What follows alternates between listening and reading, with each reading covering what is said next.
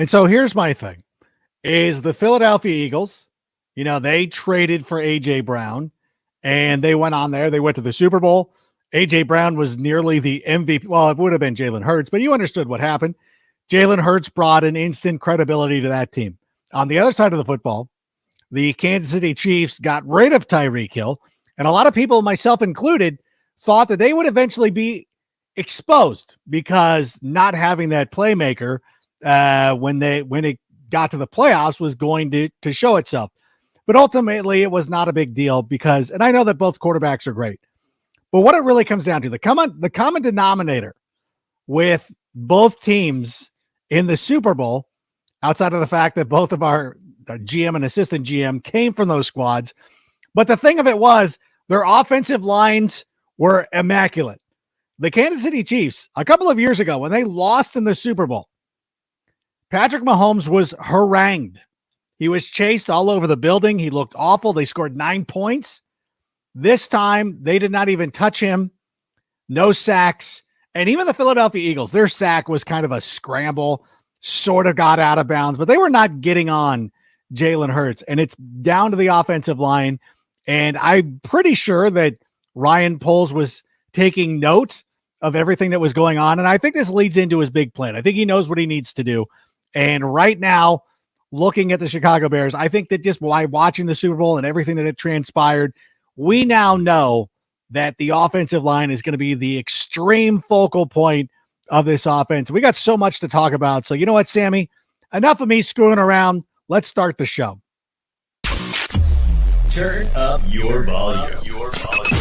Because you're about to listen to The Sick Podcast with Adam Ray.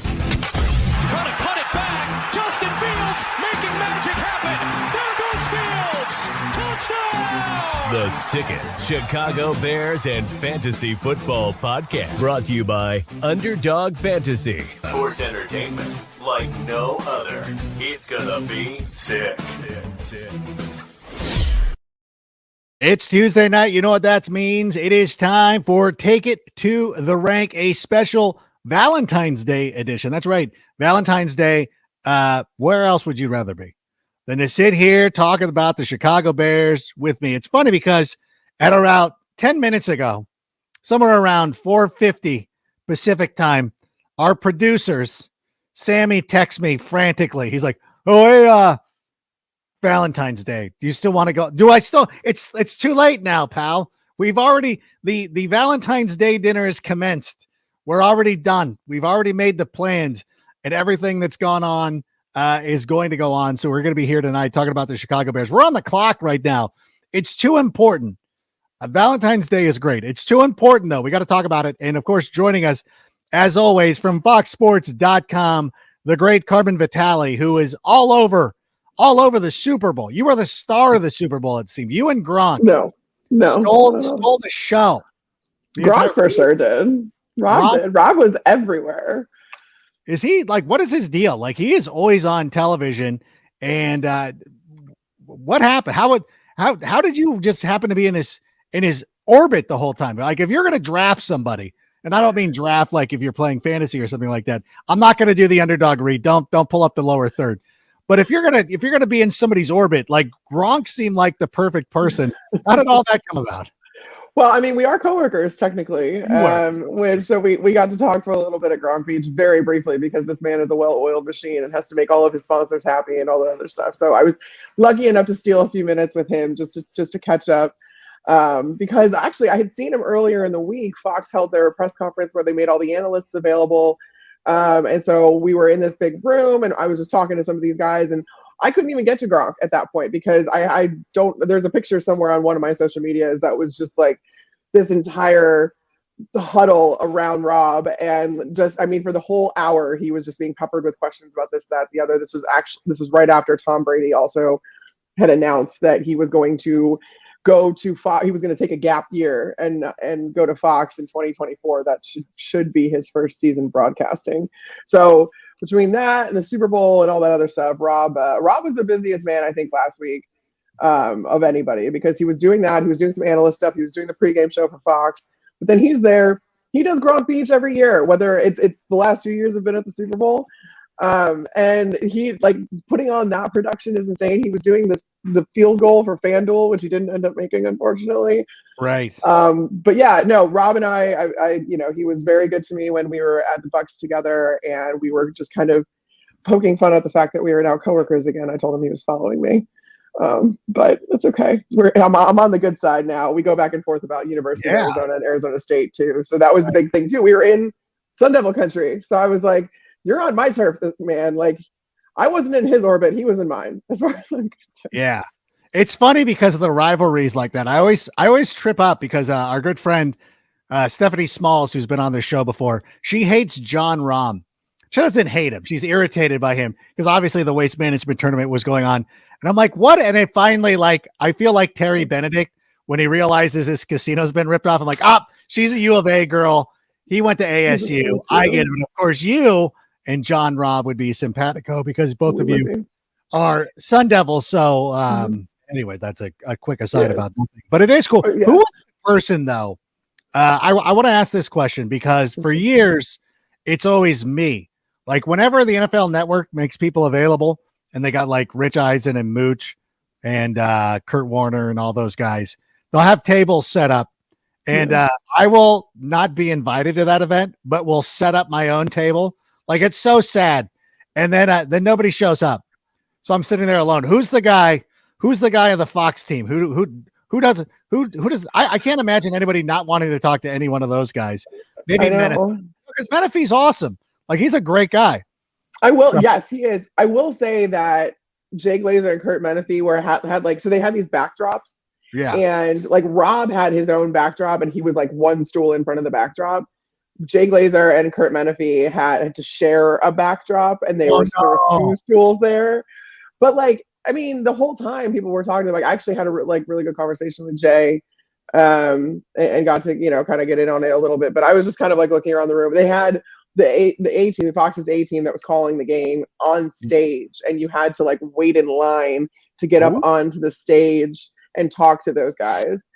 It was very well organized. It was just funny though, because honestly, so Super Bowl media night happens, right? Yeah. And you have guys with podiums, and then you have the guys walking around, and you have like the practice squatters that like don't get the podiums, they don't get up, they don't get up on stage, they don't whatever. Other guys that I would normally talk to, yes. Yeah, right. And so they're just kind of like milling around, like trying not to be seen because they don't actually want to do media. I likened that because then like, well, we were there, like I had a badge around my neck that said talent, but I'm like, no one wants to talk to me, obviously. Like I'm the practice squatter that's like just kind of in the room. Like, hey. So me and my staff were like, we were the practice squatters of Fox. And you can see them looking at your badge, like trying to see what your name is. Like, hey, you, Carmen. Like, hey, like one of those things. I get that was typically me. Because every once in a while there's a fantasy dork who's like, oh my God, or there's a Bears fan. Right. Yeah. There's Bears fan, there's an NFC. And you feel like, I'm looking like look at me, Eisen. Like I'm famous. Like people know who I am. But it is a lot of fun, but it is cool too, being down there. One of the best things about being at the Super Bowl is all the after the workday events. Gatorade has, I always used to go to Gatorade's party. I love their party.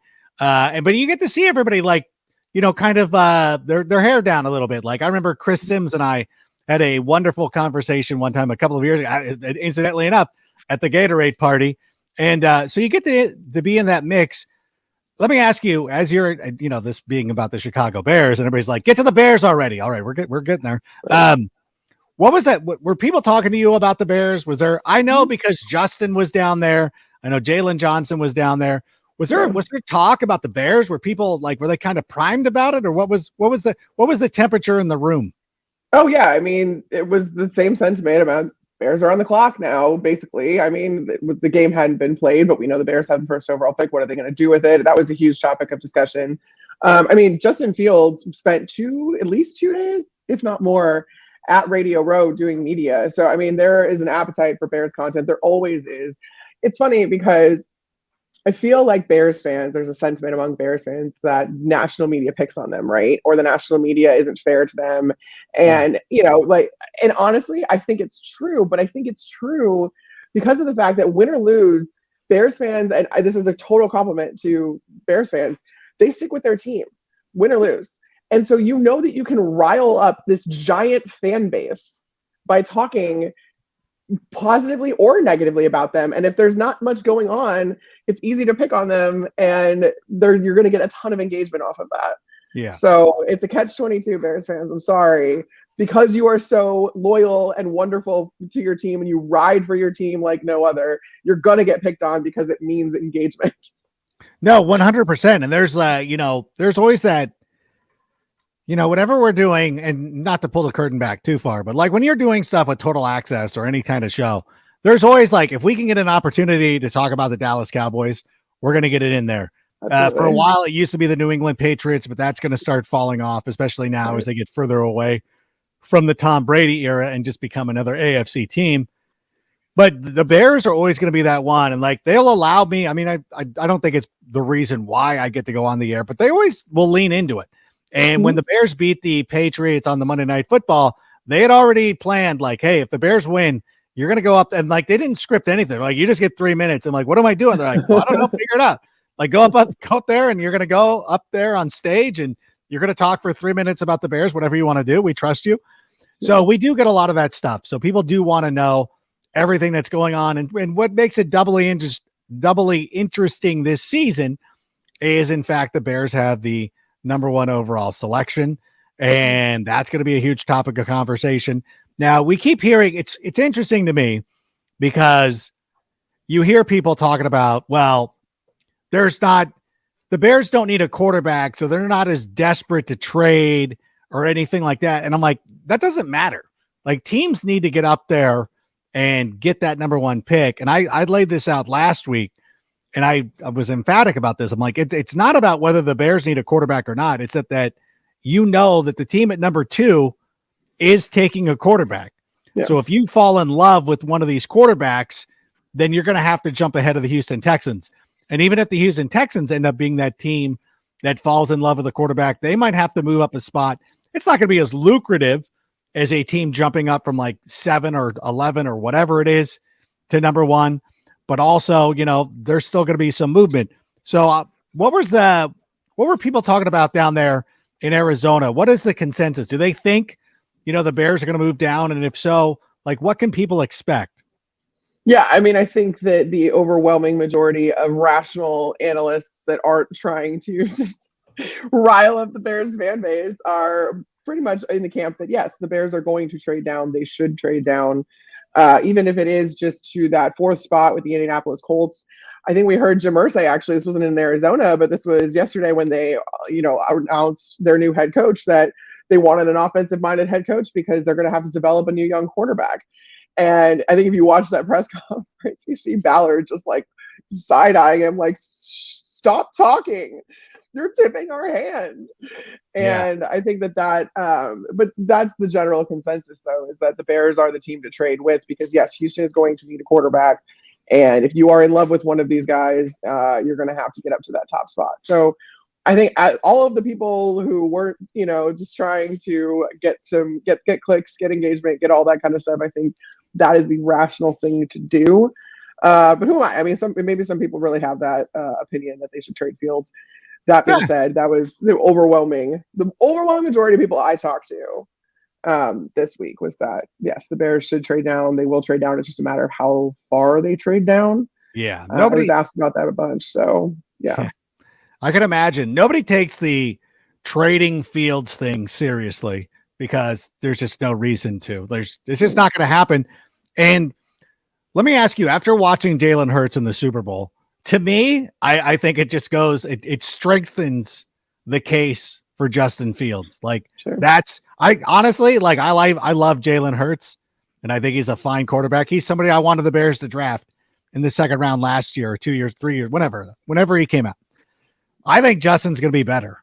I just do. And that's, you know what? I know I've got 3 hot takes for later today, but I think Justin's going to be better than Jalen Hurts. And I think and watching the Super Bowl, Jalen Hurts nearly won that thing. Like, it was touch and go, and he had an opportunity, and things break differently here or there. Then they end up winning that Super Bowl.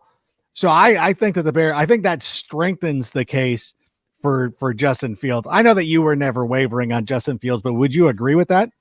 Yeah, no, absolutely. I think that Justin Fields started from a higher level than Jalen did. So I foresee that his ceiling is probably also higher. But Yeah. what Jalen Hurts did do in that Super Bowl, which I think was the most impressive and which is the biggest kind of endorsement for him going forward, is that he played beautifully. He played wonderfully. This is a 24-year-old kid playing in his first Super Bowl. And I mean, I know there was the fumble, but he rebounded immediately. And you saw, I feel like you saw so much of him and Sirianni's relationship in that series. Fumbles the ball, gets the ball back immediately, and they go down. Jalen goes right down the field. And then for the last play of that drive to score, Sirianni puts it back in Jalen's hands on a designed run and has him run in from 4 yards out to score that touchdown and to immediately make up those points. Yeah. So the way that Jalen carried himself, and I think that confidence also comes from the people that Howie Roseman has put around him. I mean, you opened the show talking about the offensive lines, and that was the biggest thing for me in this Super Bowl is now you get to see how important and how crucial, very tangibly, that offensive line play is, because those two offensive lines played lights out. Both of them did. And we've seen that from the Eagles all year. You've got like two potential Hall of Famers on that line itself in Jason Kelce and Lane Johnson. But yeah, and you said it. Jalen Hurts' sacks were, I mean, all right, they're sacks, but like they weren't anything egregious. And they played well all game. And then the Chiefs, I did not give the Chiefs enough credit when it came to their offensive line. I didn't. Yeah.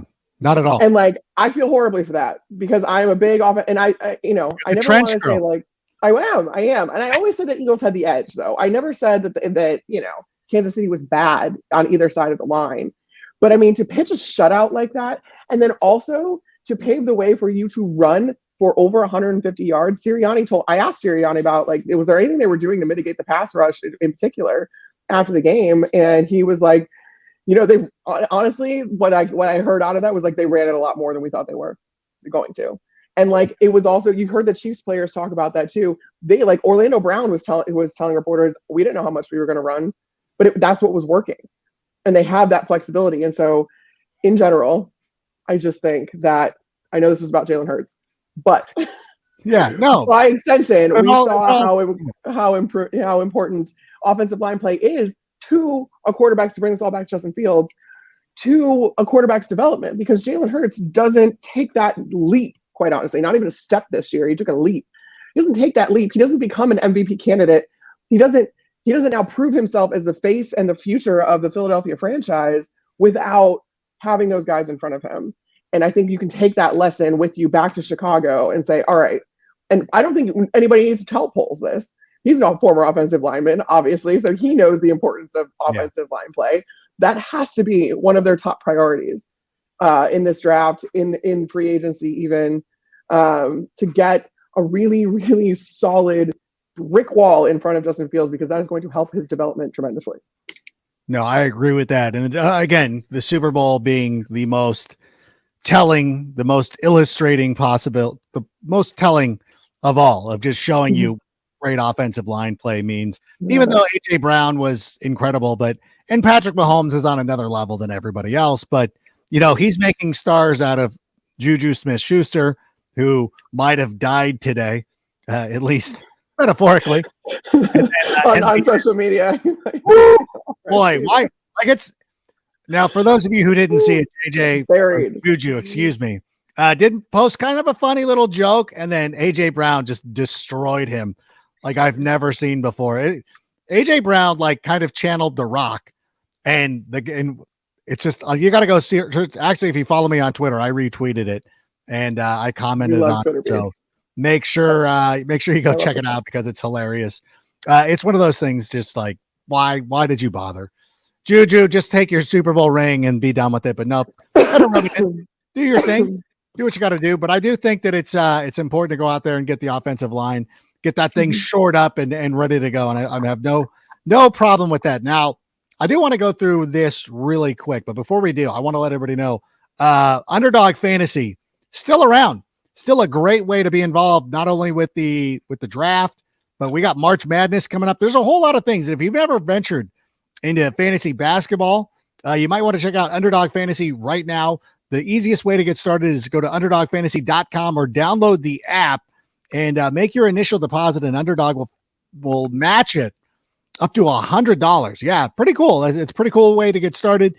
If you're sitting here, you're a week away, you're a week out of football, and you don't know what to do with yourself, and you've never downloaded Underdog, as I've told you week after week, go do it right now. Go get into some of this basketball action, because, like, you know, I'm not like a huge NBA guy, but starting to take a look at some of these props. It's a lot of fun. Go to underdogfantasy.com, go check it out, and use the promo code SICK, and your initial deposit will be matched up to $100. So that's a pretty cool way to get started. Now, talking about the draft, talking about trading down, and I think everybody, again, is of the mind the Bears are going to be trading down. We do have Chad Reuter. I have Chad Reuter's mock draft set up now. We've invited Chad to be on the show. He's going to join us next week. We're going to have him. Yeah, we're going to have, not you and I, sorry. He's not coming on Tuesday night. Sorry. Rude. I'm sorry. Listen, we're going to have Ian Kenyon on. We're going to have Ian Kenyon on with us next week. But we're going to have a special episode, and I'm breaking this to Sammy too, by the way. Hey, we're going to have a special episode where Chad and I were just going to go through his mock draft, but we'll get him on later. But I wanted to get after this right now because this is the first time, especially on NFL.com, where a lot of the NFL.com guys just aren't projecting trades, and Daniel Jeremiah and Bucky and Lance and those guys are just like the Bears are taking Will Anderson. You're like, dude, they're not staying at number one, so stop it. Chad Reuter was the guy who had the guts to go out there and project the trade. So here was what he had. He had the Texans moving up to number one.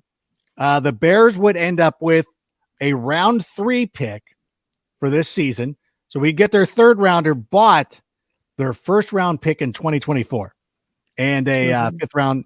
And then we sent a 5th round pick to them. But I think, let me ask you, just on this part of the trade alone, I know this is not what everybody is hoping for, but the fact and this is of the mind that the Texans are taking a quarterback. So we're going to doing this, moving down one spot, getting an extra third rounder, which is essentially a 2nd round pick, according to some people. That's still a 3rd rounder, but still a high 3rd round pick, getting that number 1 for 2024. Do you like that move? Yes or no? Yeah. I guess I'm thinking though that that would actually probably be the dream scenario, because I also feel like you would trade down again. I don't think that you would.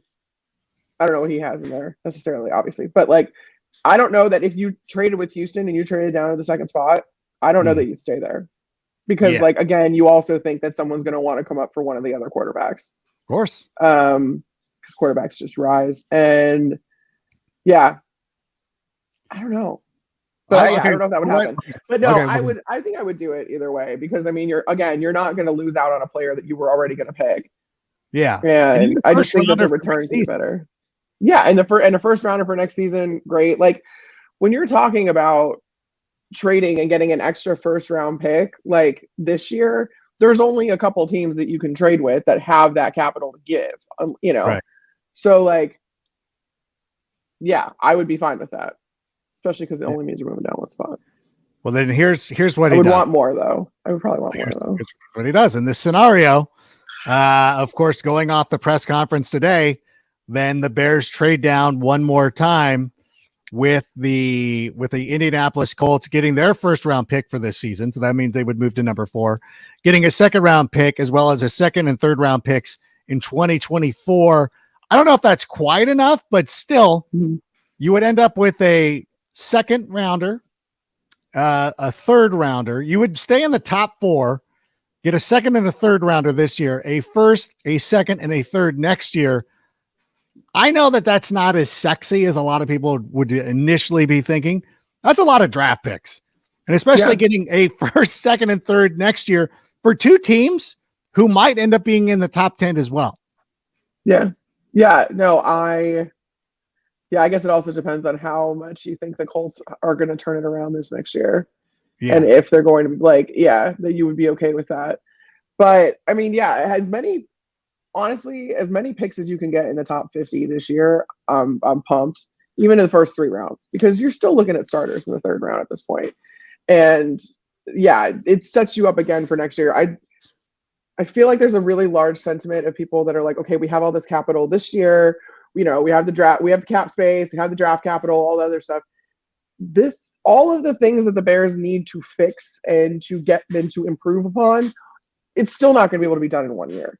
Yeah. Now, so you want to look at this as kind of like a 2-year out plan, I would think. And if that's the case, then yeah, all that capital that you're going to have, now you're going to be set up again like this next season.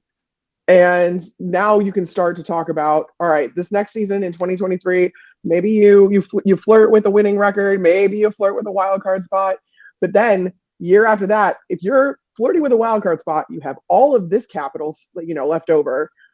Now you're talking about, okay, no, this is the real deal. You're talking playoff team at that point for 2024. So I just think we need to start, maybe keep in mind that not everything is going to be fixed in one off season. Right. Or I guess this is the second one, with polls, but even with as much capital as we have. So think of it as like a 2-year plan. And then you could be really, really happy about a haul like that. 100% onto all that. I mean, like, it's one of those things too. Like, I've said this, and people don't. I don't understand. People don't understand what I'm saying. Is that because last week I was talking about players like Keenan Allen, Khalil Mack. If those guys are released, they're going for teams that are Super Bowl ready. Right. I think the Bears are approaching playoff level, like the number 7 seed in the playoffs now. Not a good team. Like, they're just typically not a very good team. I know the Giants won a game, but they were playing the Vikings. That doesn't count. The Seahawks, not very competitive in their game again. They're fine. They're okay. They're competitive against the 49ers. It was a divisional opponent. So I think that's what kept it a little bit closer. I think if the Seahawks were going up against the Eagles, that would have been a rout. But, like the 7th seed, not great. And it's really easy for these teams to kind of like slide in. Like, oh, excuse me, we could be in there. That's the level I think the Bears will be competing for. I think what the Lions did this season was another great scenario. And again, given what Chad has pointed out here, and we would be taking Will Anderson at the number 4 spot, according to his mock draft, we would be in a position like the Lions were this season, where it's like fun. Like, we're going to be the Hard Knocks team, probably 9-7, like 9 wins or 9. What is it? 9-8. Jesus, I hate 17. 9 wins, flirting with the playoffs, a big win here and there, fun. People enjoy it. Everybody loves Justin Fields. Everybody loves fantasy football, so they'll be loving Justin Fields even more. We'll see some guys step forward as well. So, a fun type of team. Not close to the Super Bowl. It's fine. But still a team that's going to be competitive, and I think the Bears are going to get there. And if we're in a situation where we're competitive and also having Houston's number 1 pick for next season, possibly the Colts. And there's also, you know what? And again, if you're sitting there at the number 4 spot, you can almost trade down again.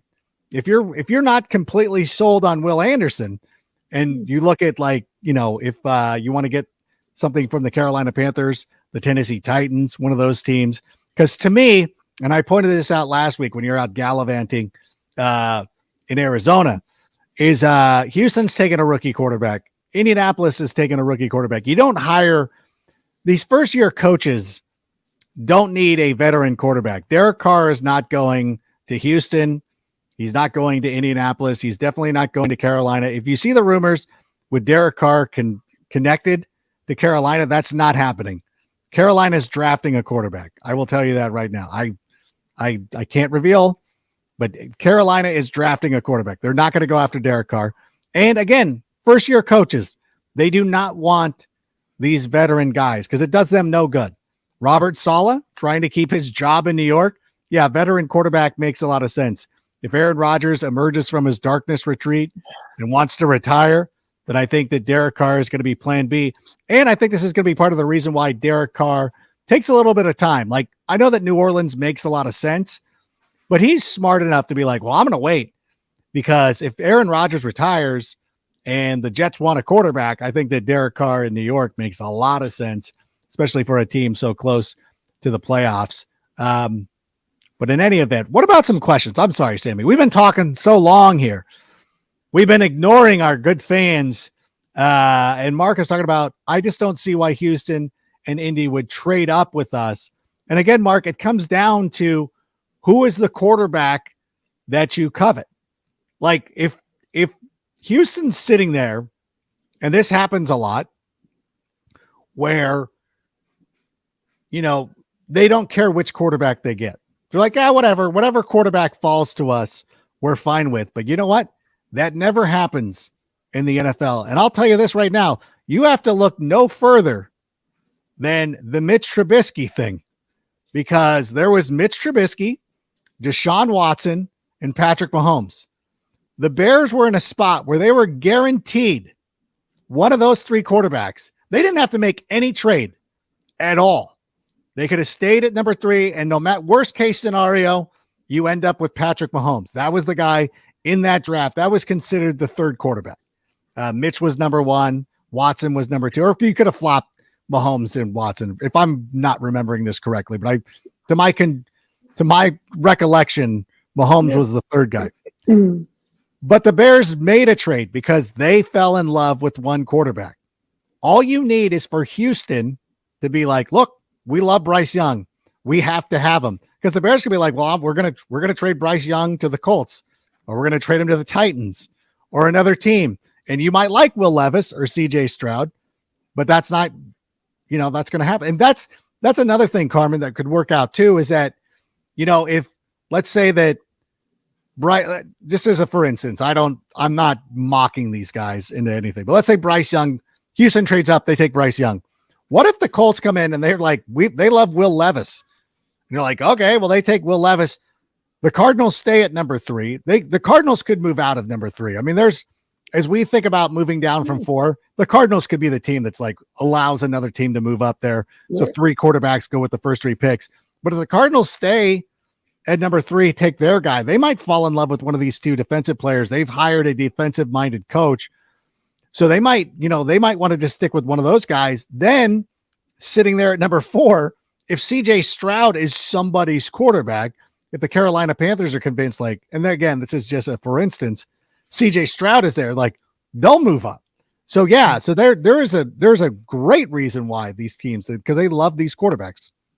It's that, and I think when you look at the Mitch Trubisky trade up, John Lynch did a hell of a job selling that he might take he might take a quarterback, he might take something else. Like, to move up one spot, he played that beautifully. Like, he played the Bears like a fiddle. He really did, because they weren't going to take anybody other than Solomon Thomas the entire time. But you never know, and that's true. It's when guys fall in love with when these GMs fall in love with these passers, and especially when you look at this quarterback class. Sure, it's top heavy with the top 2, but it's not a particularly strong quarterback class necessarily. If you need one of those guys and you're running out of options in free agency, or you don't want to get a veteran in there, you can't entice a veteran to come, then yeah, I mean, you're limited options. And so you're kind of forced into those situations where you don't have a lot of leverage. And it'll be interesting to see, if Houston does go up that one spot, because then I do think it opens the door then for someone to trade up with Arizona. And because they know the Bears aren't going to take a quarterback, you're pretty certain that Arizona doesn't want one. So you can save yourself whatever capital, you would be between the second pick and the third pick. But then again, you never know. And again, if Arizona wants to stay there and the Bears are okay with whichever defensive player, like you said, or, I mean, even if the Cardinals fall in love with one of those defensive players, knowing the Bears are going to take a defensive player, stopping the Cardinals from trading up one spot to make sure they get their guy.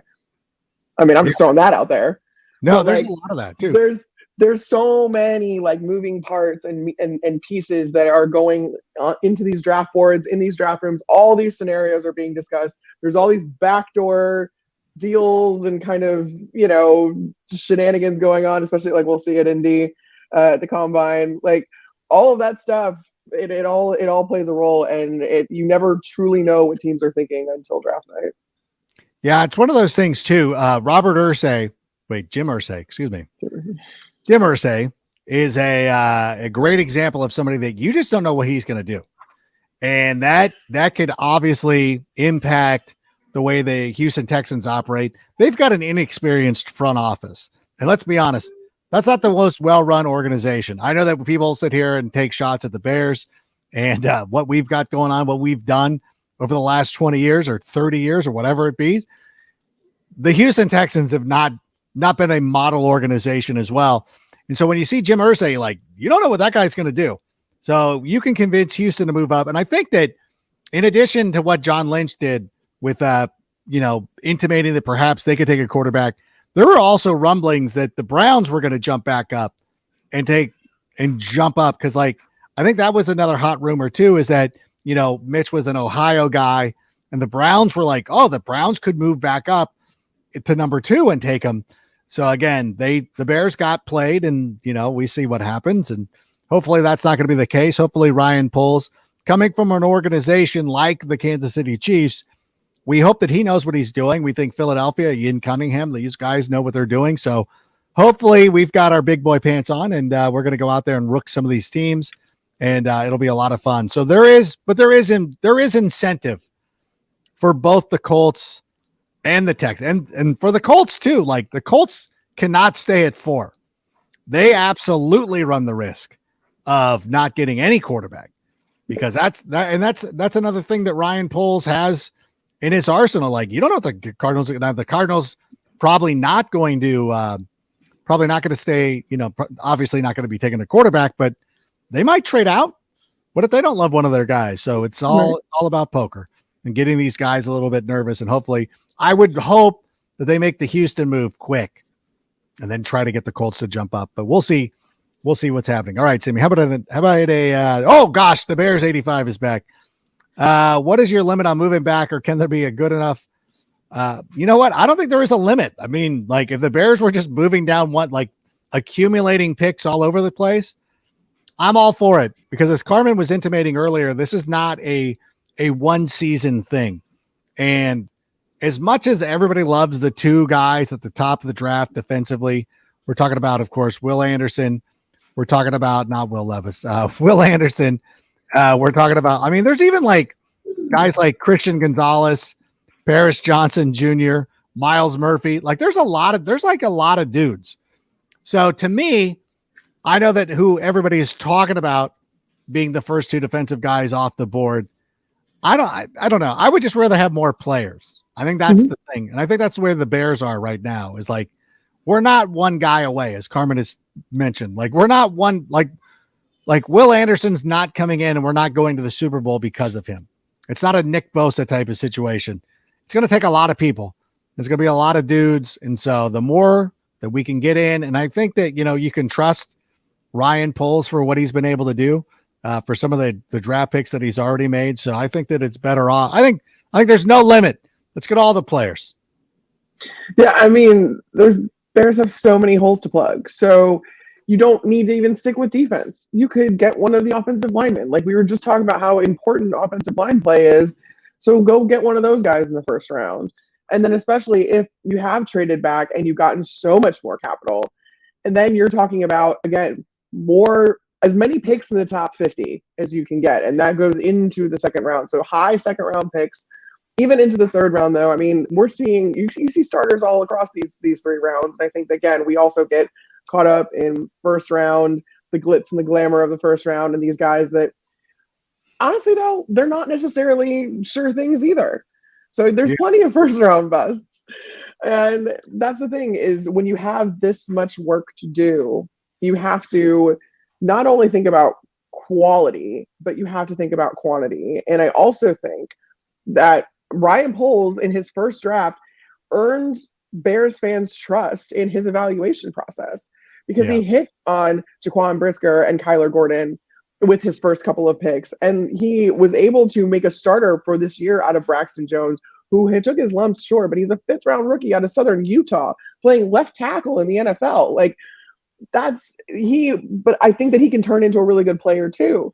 So you're looking at guys like that and you have no choice, or you shouldn't be worried about the evaluation process that Ryan Poles has in his arsenal. And again, coming from a really good organization in the Chiefs. And then you've got your right-hand guy is Ian Cunningham, who helped put together the Philadelphia Eagles. And I just think that they're a very well-crafted team. So with all of that, he's deserved some trust as far as his evaluation, which means that you can maybe, relax on having to hit in the first round or even the top of the second round, because you know that these guys are going to fish out those diamonds in the rough even into the later rounds, and that's where those picks are going to come in handy and stuff like that. So I don't think that there is a limit on how much you can trade down, because the more you trade down, the more of a haul you're going to get. No, I love it. I love it. And I think back to some of the organizations that have been dynasties over the last 20, 30 years, and like how well it's just been all about the draft. And I know that the Dallas Cowboys are a team, and I know that nobody remembers this because it was so long ago, but the way that Jimmy Johnson, and incidentally enough, like the draft trade board is Jimmy Johnson's comes from Jimmy Johnson. Yeah. If you go back, if you're an NFL historian, if you ever want to go take a gander at the Cowboys drafts, starting with 1989, I think if it wasn't the year they drafted Aikman, it was the year after where they drafted Emmitt Smith, moving up to take Emmitt Smith, but also they took like Mark Stepnoski, Daryl Johnston, and like all these studs. One year they drafted Russell Maryland. They drafted Darren Smith, two guys from the University of Miami who went on to be, productive NFL players. But like it was those kind of moves that ended up making everything work for the Dallas Cowboys. Number one, because they had already had Troy Aikman. And number two, they were able to just build in and get the best players available. Robert Edwards was a guy, Darren Woodson. Like, think about all these dudes who came in and performed well for the Cowboys. You've never heard of any of these, not you, but like a lot of you are like, who are these guys? Like, whatever. I study NFL history, so trust me when I'm telling you.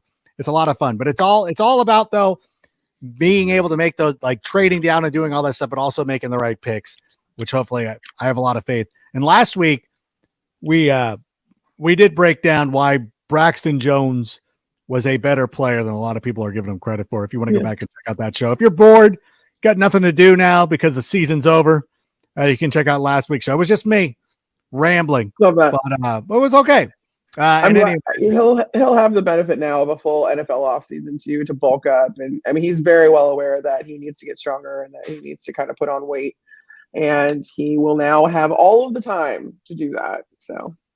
But you can't teach his athleticism, which is what this offensive line is going to look like. Very active. That was one of the things, we had talked about last week, is that this Philadelphia and the Chiefs, we showed it in the Super Bowl as well, like how athletic offensive lines who get out there and get on their blocks and open things up. When you have athletic players in front of your athletic quarterback, it is going to be a world of difference. And I think we're going to see that starting this season. Okay, how about another question there, Sammy?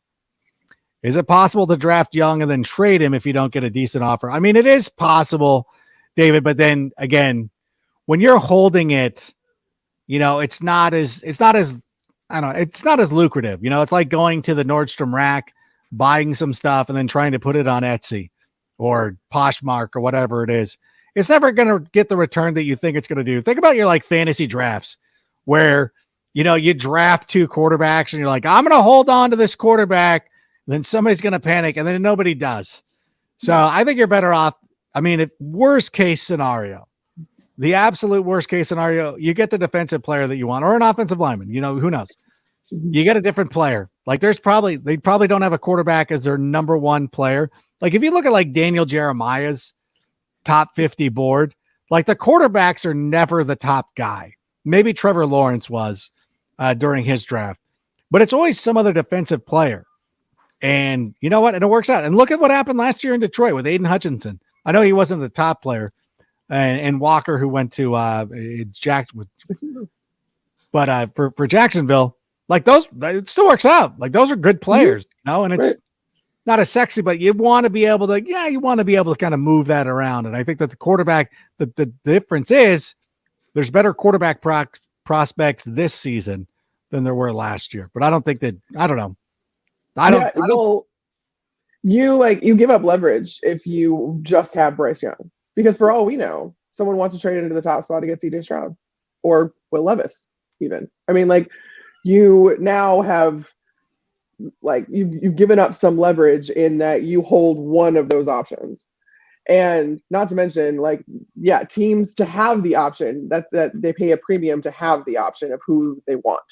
So if you take away that entire option or some of those options and you just have Bryce Young, well, then it's got to be the team that's in love with Bryce Young. And it's also the team that wants to take, like, again, there's so much manipulation between how these picks are traded and everything like that. So I just think it's really funny. Like, the Bears are sitting with the most leverage of anybody in this draft. They control this draft board. And you give up that control if you take one of those players, because then you leave, all those other options off the table. So you want as much leverage as possible. As much leverage as possible means, having all of those at your disposal and having a team pay a premium to go up to the very, very top spot and have their pick of the litter. Yeah. It's very fun being the top pick in the draft. I mean, not for us. We want to trade it. But for other people, they should go out and they should try it. Let's do one more question if we can. And then if we do, should we really pay any free agent wide receivers top dollar? Trendsetter, thank you so much for the question. I will say this.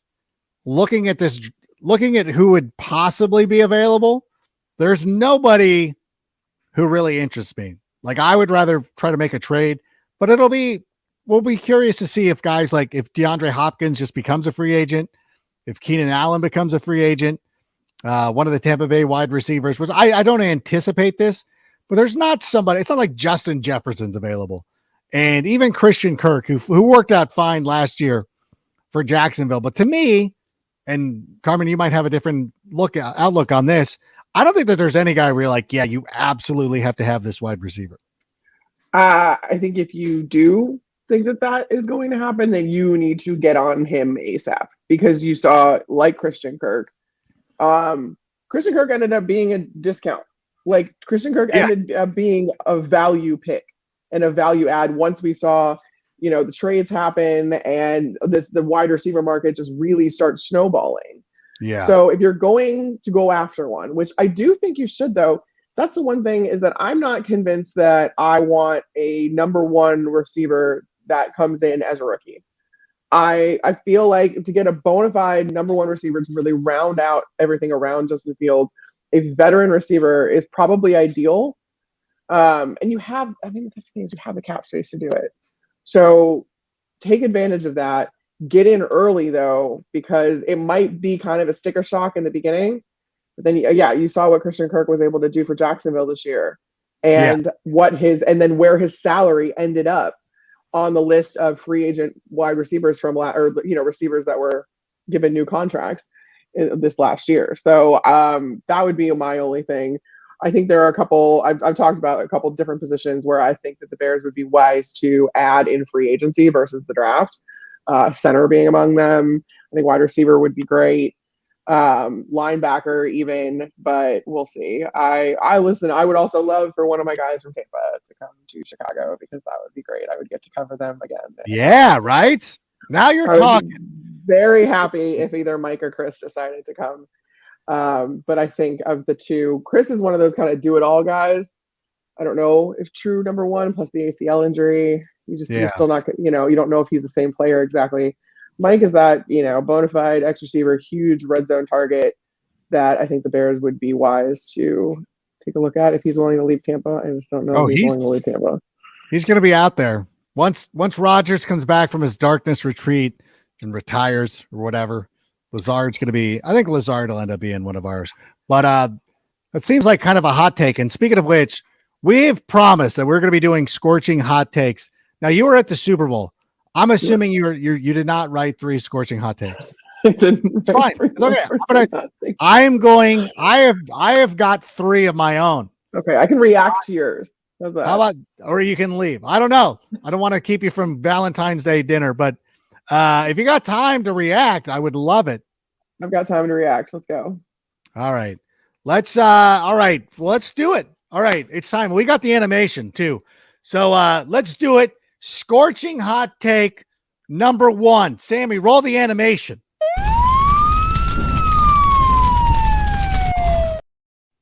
Number 1. It will be an absolute mistake if the Chicago Bears let David Montgomery walk this season. Listen, the NFL doesn't pay running backs. Oh, running backs don't matter. Clyde Edwards-Helaire was inactive during the Super Bowl. The Kansas City Chiefs won the big game with 7th rounder Isaiah Pacheco and, of course, Jet McKinnon two guys that you wouldn't consider to be the classic NFL running back like a Walter Payton or Gale Sayers or somebody like that. But I think that David Montgomery brings something to this team that cannot be measured. And we have not seen him fully operational. David Montgomery's been like the early stages of the Death Star, where like, sure, they blew up a couple of things on Scarif, but we haven't seen him blow up Alderaan yet. And that's exactly where he's heading. And to me, with all this pocket cash that we got lying around, we could sit there. We could draft a 7th round guy. We could try to capture lightning in a bottle, but we have the guy. And I think it would be an absolute mistake to let David Montgomery go. Carmen, what do you say?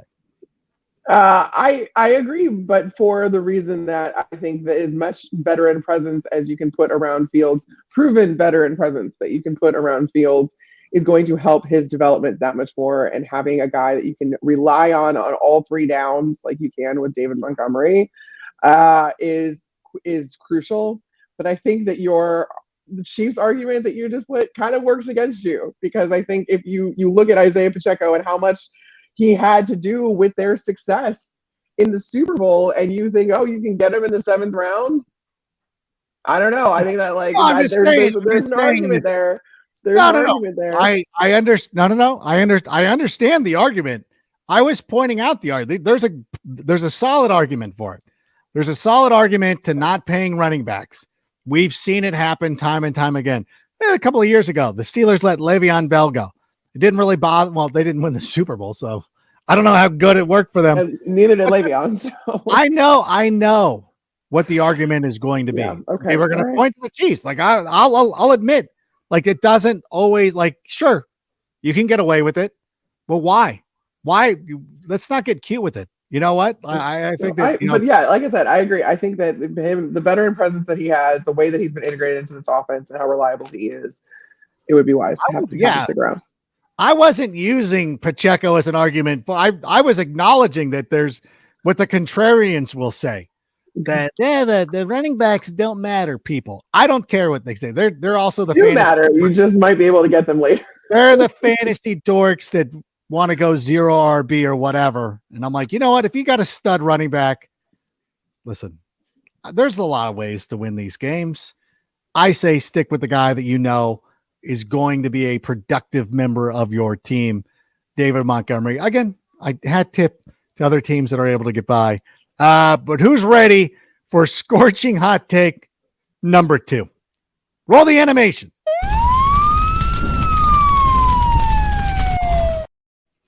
The Bears are going to get outbid for Daron Payne. Don't go into this offseason thinking that Daron Payne is going to be a member of the Chicago. Everybody would love him, but that's the problem. Everybody will love him. Every team wants Payne to be a part of that squad. Look at what happened with Micah Parsons during Radio Row this past week. He was trying to get Payne to leave the Commanders and come to the Dallas Cowboys. There are 31 other teams looking at Payne being like, dude, come play for us. It's not going to be the Chicago Bears.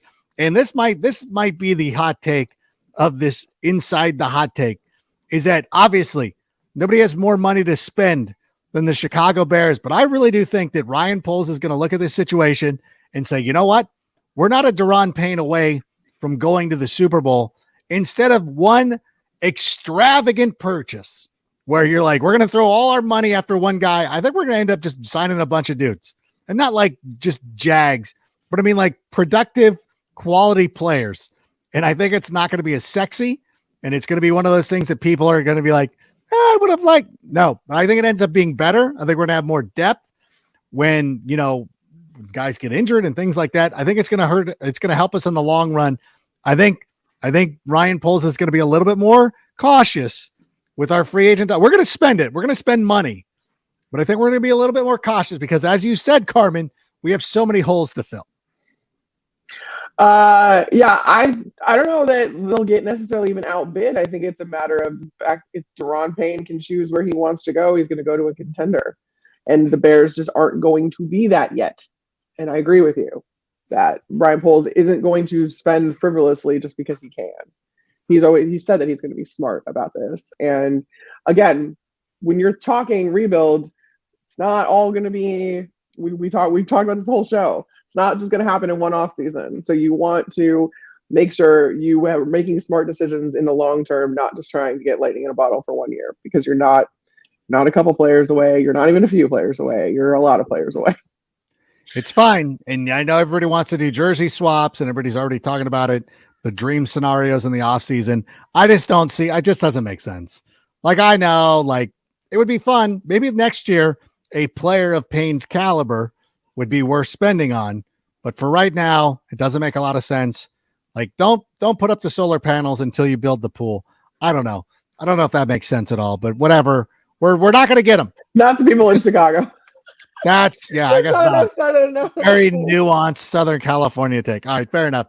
All right, final scorching hot take of the evening. Let's roll that animation one more time. And I'm just going to say this because I know it'll make Carmen mad, but the Bears are going to the playoffs next year. I'm ready for it. And listen, I know that I'm going to say it, and wherever I'm on television next season, whatever network will have me, I will tell you this. I will be making the prediction that the Bears are going to be making the playoffs. And I truly and firmly believe it. I do not think that this team, I mean, from a Super Bowl contender, far away. We're not a player away from winning a Super Bowl. We're very close to being a 7th seed. We really are. And honestly, if you look at all the one-score games that we lost this season, and I talked about this right as the year ended, and I said, listen, we lost these. We were 2-9 in one-score games or something terrible. It wasn't great. And everybody's like, that's not the flex that you think it is. I'm like, well, you don't understand football because the margin of victory is so slim. Look at the Minnesota Vikings. They got by. That was not a very good football team, regardless of what people who cover the NFC North think. They weren't great. They were fine. They were okay, but they were fine. They were a fine team. The Bears are close to being a fine team, and we've got an exceptional quarterback. That's the difference. We have an exceptional quarterback that's going to be able to go out there and win games for us next season. All we need is a credible not a great defense, credible defense. We turn around a number of those one-score games. We go from 3 wins to 9 wins. The margin of victory was not that far away. We showed that we can be competitive with anybody. And I think next year, given that easy, that 4th place schedule, I know we got to play the Chiefs, which kind of sucks, but whatever. I think the Bears are going to be back in the playoffs. And again, I'm ready to be hoist on my own petard. I don't care. And I will say it, but I firmly believe that this team could be in the playoffs next year. Well, the NFC North is also playing the NFC South next year. And the NFC South is not shaping up to look like a very good division. That being said, the difference also in the Vikings, which, going 11-0 in one-score games, it was like their defense had a lot of work to be done for it, and there's a lot of work to be done for it, I should say. They didn't live up to their potential at all, but now they're bringing in Brian Flores. But what they did do well was they came in clutch and they created turnovers. That was the difference in a lot of those one-score games. That's not something the Bears were able to do. So if the Bears prioritize that on their defense, especially in generating turnovers, which is something that Matt Eberflus is known to do. He emphasizes, ball awareness at all times by every single player. Then I can get a little bit more on board with that. I don't know if I can get on board with playoffs yet, because I also think that the NFC North field is going to be crowded. I think it's going to be crowded. We have to also keep in mind with the Vikings, that was Kevin O'Connell's first year as a head coach. And he was able to do that. And he was able to get the buy-in of his team. I can't say enough about the team culture up in Minnesota. So I don't think they're going anywhere. The Lions have figured something out too. And depending on what happens with the Packers, this could be a very convoluted division, which is the reason I don't necessarily think that the Bears won't get to a winning record, or at least, be right around 500. But that's not going to cut it, I don't think, especially to get out of this division. So we'll see. But I'm not mad. You chose them. You are mad. No, you're mad. Not. This was a hot take. This was a hot take. My voice is cracking. Good God. I will tell you, you know what? Everybody loved the culture of the Bears in Matt Nagy's first season. Club dub. It was amazing. We saw what happened in year 2. Can that happen to Kevin O'Connell? We will see. Actually, I think we got one more. We're going to do one more question, though. Okay. I think it's important. And hold on. Do you think the Bears will be a way different team next season? Ron, thank you so much for weighing in on this. And this kind of goes into what I was talking about with my hot take, and what Carmen was just talking about too, is a lot of the principles that Matt Eberflus was trying to stress are not something that's going to happen overnight. And I think that there needed to be an overhaul, not only with this team, but the entire organization. And what we saw last year was the first step in creating a new culture in Chicago. And this is one of the things I wanted to say as well, is that when I go in there and I talk about the future of the Bears and the Bears are on the clock, we're talking about this on social media, and then people just naturally assume, like, well, the Bears will screw it up again. They're just going to screw. I'm like, you know what? Like, I understand the negativity and the pessimism, but there is no reason for that anymore. This is an entirely new organization. Like, this is a different day. And you look at what happened last year. I thought that Matt Eberflus ended up being a pretty good hire. I think he's going to end up being a really good NFL coach. The second round picks came through. I'm not giving up on Bayless Jones Jr. Everybody knows that. They made some nice picks. They made some nice strides. And people were ready to bury this organization heading into that Monday Night Football game against the New England Patriots. But they showed immediately, like, oh, we figured something out. Now, that it didn't really necessarily matter is in terms of wins or losses, but the team looked way different after an 11-day bye, I should say, as opposed, like, from what they had originally looked. And then now going through the entirety of an offseason with a chance to build on some of the things that they were working on leads me to believe that this team is going to be a lot different. And I think that it comes back to something that Carmen just talked about, was making the big plays, being clutch in big moments. One of the big things that helped Minnesota last year, and this happens for a lot of teams, is like, once things start going well in your favor, it's amazing what a domino effect it kind of creates. I think the Commanders were a pretty good example of that as well. If the Bears would have beaten the Commanders and then gone on and won that Monday night game in New England, I think that we would have seen them kind of string along some wins. We wouldn't have gone to the playoffs, I don't think. But you would have seen a lot different outcomes because that team would have had a little bit of a different mentality. But personally, I don't think Washington plays the same if they don't start winning some of those games. And I think if Minnesota ends up dropping a couple of those contests, their season ends up a little bit different. Of course, we remember Justin Jefferson saving them in Buffalo and all that stuff. So I think this is going to be a different team, and I think it's going to be a different energy. And so I think that, what we saw last year was just a small taste of what's to come. But I really do expect to see big changes in the way this team composes itself and the way it comes through in the clutch. Yeah, I mean, I think that that's the case as well. Also, given the change in leadership with Kevin Warren coming in and having a football-first type of guy in charge of the business operations of the Chicago Bears. When you have a football-first guy, I've talked about it so many times, wrote an article about it for Fox Sports, that permeates into every part of the building. And when you are making sure that you are getting football the resources it needs, and your revenue kind of thought process is just based on, all right, how can we create the most revenue to then pour back into the team and pour back into the resources we're giving them, that's going to change the culture. Obviously, Matt Eberflus has changed the culture, or he started that already, Ryan Poles in general. But then I do think that there is going to be a physical turnover. There's going to be a large turnover, at least on the starting 22, because you look at the guys that they had on the field, and there's going to be, there's definitely going to be a major roster turnover. But even the guys that are kind of left over from this past year, I feel like the Bears kind of started with their depth pieces, and now you're going to start adding in front of them. And that's what this offseason is going to be as far as in free agency and in the draft and all that other stuff. You're looking to add in front of the guys that you already have. And so you already have that depth built in. But that means that the starting 11 on either side of the ball is probably going to look drastically different as well. But I think it's all a good thing. It's all a good thing. So, and my laundry is done now, so I guess that's my cue. Nope. Yeah. A lot of good things. But again, Ron, thanks for the question. I think that we'll be a lot different. It's going to be really exciting.